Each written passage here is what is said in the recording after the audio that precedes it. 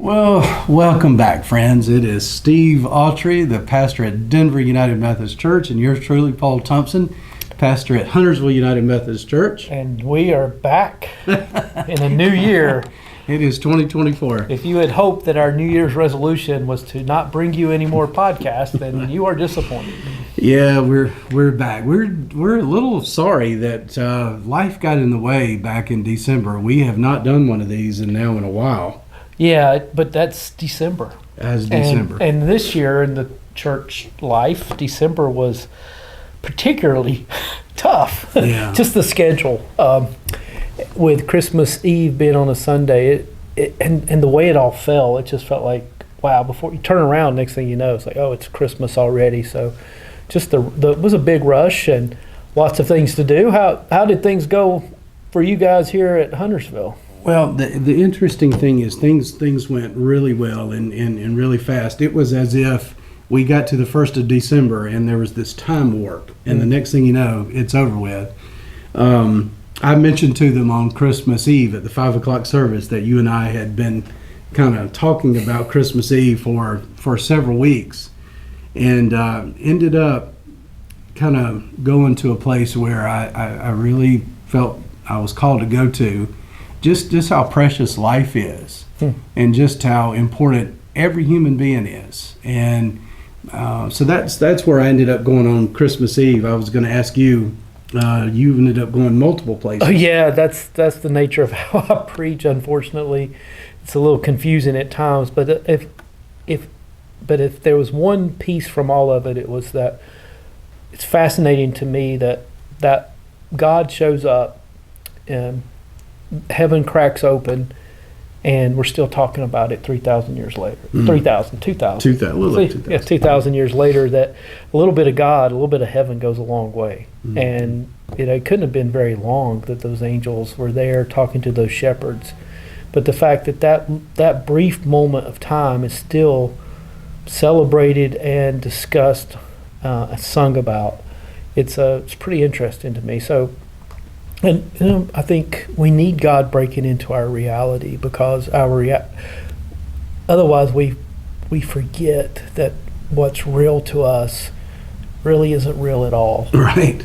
And we live in a world of illusion, so we need God to break in and show us what's up and what's down.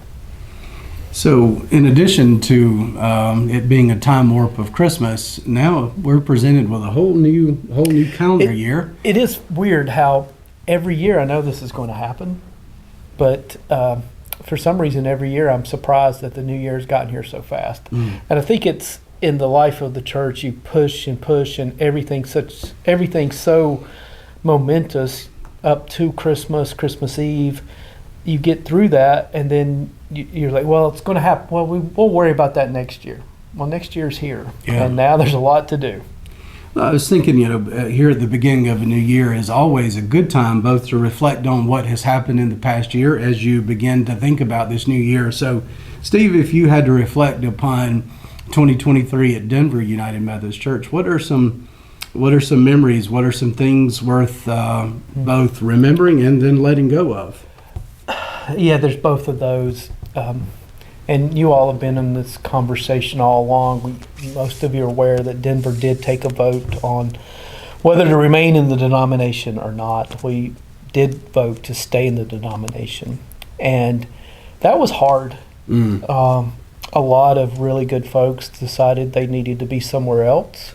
And that was hard to see them say goodbye to them. To have some very difficult conversations as people exited the church. And so in so many ways, 2023 probably will go down in my own little history book as one of the most difficult years of my time leading churches. But what's come out of that since August is we've started to regain momentum. We're seeing new people come into the life of the church. So we're okay, and we're even doing better than okay in so many ways. I feel like we're still adding up the numbers on how things came in financially, which is always a concern because we need those resources to carry out the work of ministry. It seems like we pleaded prayed and asked God for those provisions, and it appears that certainly God has done exactly that and provided what we need.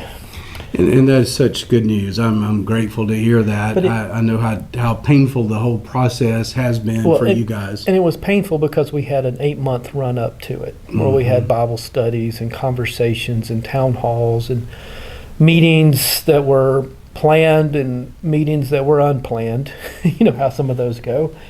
And it is hard whenever people you dearly love and care about feel like they can't be there anymore. Yeah, very disruptive to lives all the way around, and and and for them too, because for some of the folks who left that had been their church their entire life, and it breaks my heart that they feel like it can't be anymore. I do disagree with that and think, of course, it can be your church, but that's where people make their decisions, and I don't have any control over that. So again, it was a lot of different stories to be told over last year, but I'm grateful to be coming into 2024 with that part of it behind us, and to be able to look ahead and say, okay, so who are we and what's God got us doing?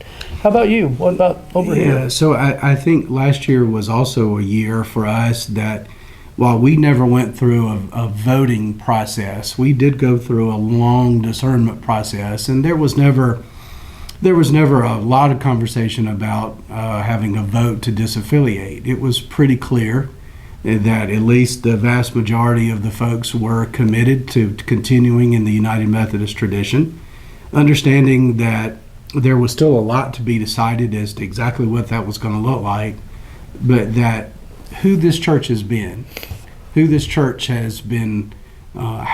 able to see itself, the ways that it had understood its relationship to Christ, the way it understands that living in a relationship with Christ simply means the way we live in a relationship with one another. It just turned out that there was not a movement to disaffiliate, but we certainly did lose. We lost people, we lost relationships, we lost support, we lost, and those conversations are deeply painful as well. And I'm not aware of a United Methodist congregation who is going to come out of this unscathed to some degree. Also, I want to, part of being pastors in the United Methodist Church is this real collegial bond that we develop over the years. That's part of what we have. A friendship that's been built because we came into the conference almost the exact same time. We've known each other, whether, initially we didn't know each other very well, but we came to know each other better and better over the years. And you travel these roads, you serve churches that you share, you really do share the churches with each other. And part of some of the pain of 2023 for me was saying goodbye to some clergy colleagues who felt like they needed to move on to carry out their ministry in another tradition. I'm thinking back when Paul and I had the blessing of being part of the Reynolds program, where we one of the programs where we got to travel quite a bit. We did a lot of really neat things, got to see a lot of great churches and best practices across the country. We traveled internationally. And when I look back on a couple of those international trips we took, whether it would be the one to Israel or the one to England, at least half of those people, there were 25 clergy in that group, and at least half of them are no longer in the conference. Yeah. And that's hard because we shared life with them. We broke bread with them. We laughed and cried with them, and lived life with them. And to say goodbye, at least to that formal relationship of sharing an ordination, that, I don't know, it's been a strange thing because there are a lot of good friends, at least in my experience, that my relationship has changed. It's not ended, but it's changed. Yeah, I think it is really difficult for me at this point to let some of that go, and I say that more confessional. We lost people for whom we have had deep, good conversation, deep relationship. I'm hopeful that in my in my journey that I'm going to be able to go back and restore some of those relationships. But yeah, there's been some hurt feelings and been some hard times, and don't know how to get past that other than the first thing you do is you acknowledge it. Hey, that this is an issue. So I just acknowledged it before God and you and those who read the podcast, and I hope we can work our way through it. So we're about at the I got us a little after the 10-minute mark here.